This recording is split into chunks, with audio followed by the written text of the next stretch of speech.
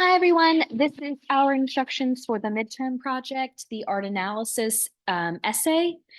This is just going to give you any clarification needed for the instructions for this project. So if you need that, please follow along. This project asks you to apply the vocabulary and concepts that you've learned throughout the first half of this course to analyze the subject matter, form, and content of a chosen work of art. Um, so essentially, this is an essay. This is kind of using the cumulative knowledge that we have learned from the first few modules of our course to assess whether or not we understand those concepts and not only understand the concepts, but how to apply those concepts to actually writing about an artwork that you are going to choose from any of our galleries online. So task 0 is to first complete the project outline. This is going to be found in an earlier module, and it's just kind of collecting some information before we actually get into writing the essay portion of this project. So prior to working on project 1, or the final or the midterm project, sorry, you will need to complete the project 1 outline in an earlier module. You are required to use the same artwork that you select for the outline for the final version of the project. For choosing your artwork for the outline, you will need to do the following. Visit an in-person or virtual art museum. For virtual exhibits, you can browse Google Art and Culture. For in-person, you may visit the Mint, the Beckler, and Charlotte. If there is another museum, please email me for approval. You can also view the Rausch Gallery. I will say that that artwork is more local, though, so finding additional information on it to write your paper may be a little bit challenging, but it's definitely still on the table if you'd like to.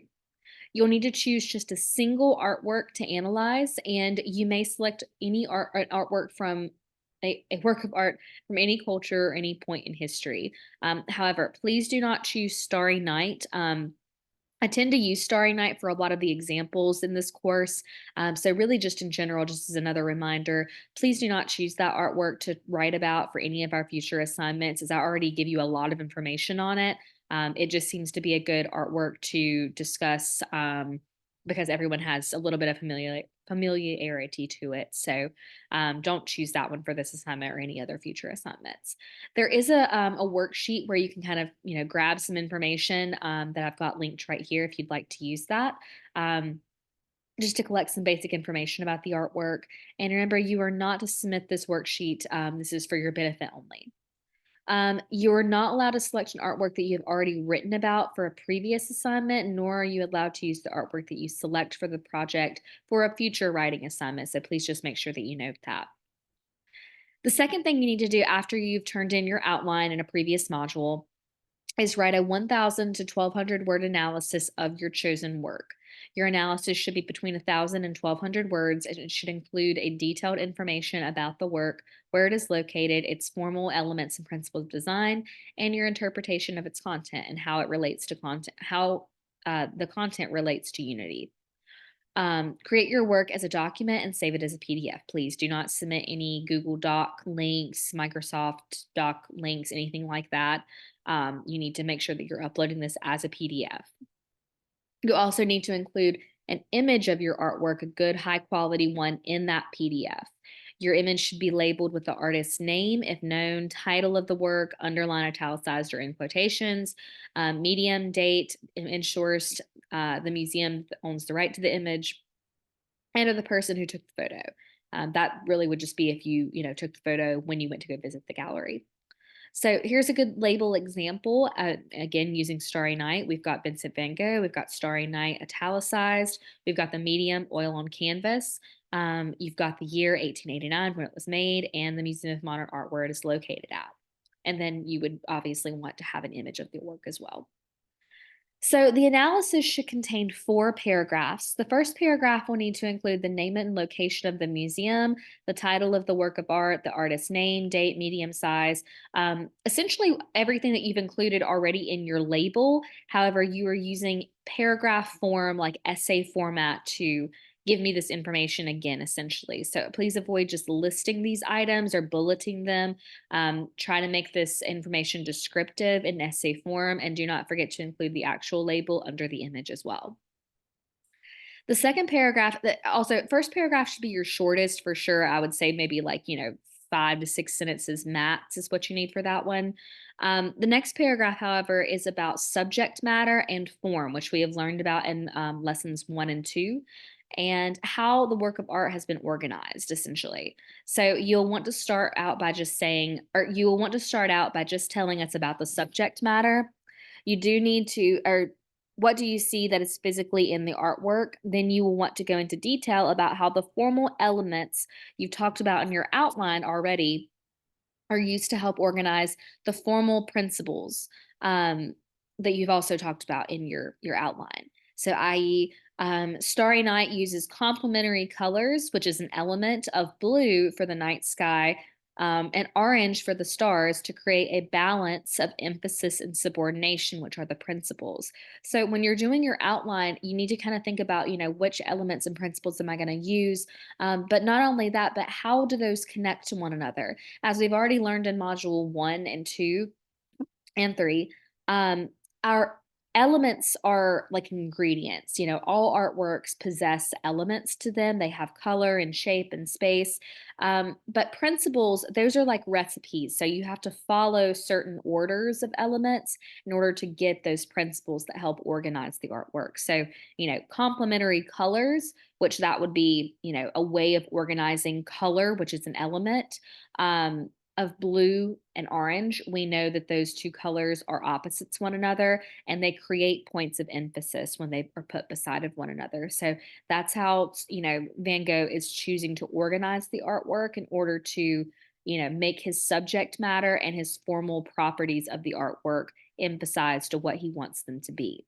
So, there's endless combinations of these, and obviously each artwork is going to have different uses. So, you can talk about shape, space, line, value, color, any of those things, and how are those things organized, or like, how are those ingredients combined together in order to achieve, things like balance and emphasis and subordinations and variety and rhythm and repetition and all of those things that we've talked about in that first half of the course. The third paragraph should contain the artist intention and your interpretation of content. Please view the lesson 1 Who Decides What Art Means video if you need kind of help redirecting back to, why the artist intention and the viewer's interpretation are both important ways of viewing artwork.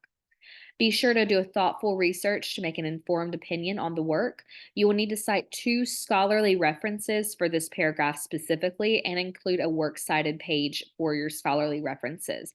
Now, you can just go to Google Scholar, and just, that's just a way of like organizing the Google searches. Just type in Google Scholar, and you should be able to find, a database where your references are going to come from a scholarly source. So once you found those 2 citations, just make sure that you have those at the bottom and that they are cited in just a consistent format. MLA is perfect. And if you do quote anything, make sure to do in-text citations as well. You can do more than 2 citations if you'd like to, but for paragraph 3 specifically, you need to have 2. Lastly, your last paragraph, and this is probably the most important one, but also the one that people get the most confused on. So make sure that you're clear on what this is asking for you. Your last paragraph should consider the main aspects of form, or how the image is composed of the formal elements and principles of design that you have described in paragraph 2, and then relate to them to the content of the work that you've talked about in paragraph 3. So, for example, by creating emphasis on the stars through the use of complementary colors, Van Gogh is able to better express his intention with Starry Night, which is to depict a beautiful and bright night sky.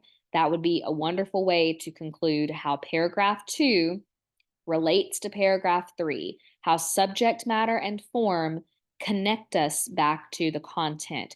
And honestly, with this whole set of the first, bit of information we've learned in this course, that is the most important thing that you should take away, is understanding subject matter and form, what those definitions are, what those, those items are essentially, or those elements and principles are.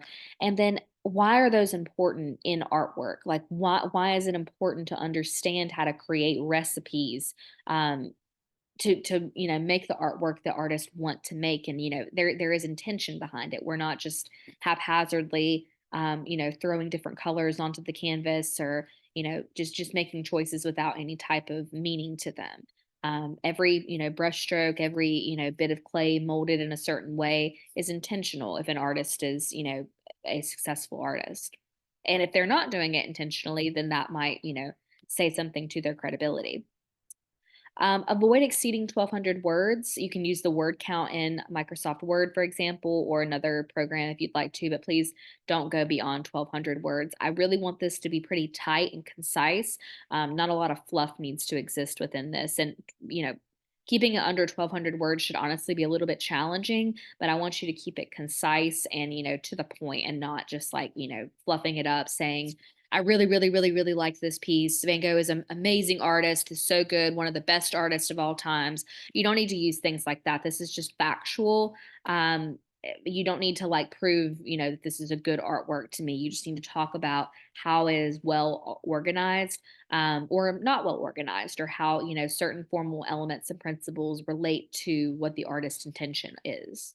You need to submit your work by creating a document with the following: your chosen image labeled correctly, the 4 paragraphs as detailed above, and save your document to your computer as a PDF or Word doc. Upload the file or submit the text in the right submission box. Do not use the text comment box though, please. So I'll click on my project right here to kind of show you how to upload that correctly. You'll need to go down. Also, it's not here right now, but I will have the rubric posted right here so that you can go ahead and look ahead at those to see what my criteria is that I'm grading you on. If I go all the way down, I would like for you to save this file, and you can do this from Google Docs if you'd like to. Just save the file to your computer. Go to Upload File, Browse Local Files, and then upload it from your drop down right here. But I would really, really like it to be a PDF, to not be in some sort of like different format. And again, you can use Microsoft Word and just save it as a document, or you can use Google Docs and save it to your computer as a document as well. But please do not submit a link to anything. A lot of the times when that happens, it'll be linked to a private account, so I'm not able to actually view the artwork. And it also is not able to go through our plagiarism checker correctly if I have to go to a separate website to view your work from. So please make sure to upload that correctly. Don't do the create submission thing. I would prefer you just go to the upload files and browse local files, and click your saved document there. These are all of the different formats of the files that you can submit, where Safe to Sign, the plagiarism checker, will be able to, go through it properly.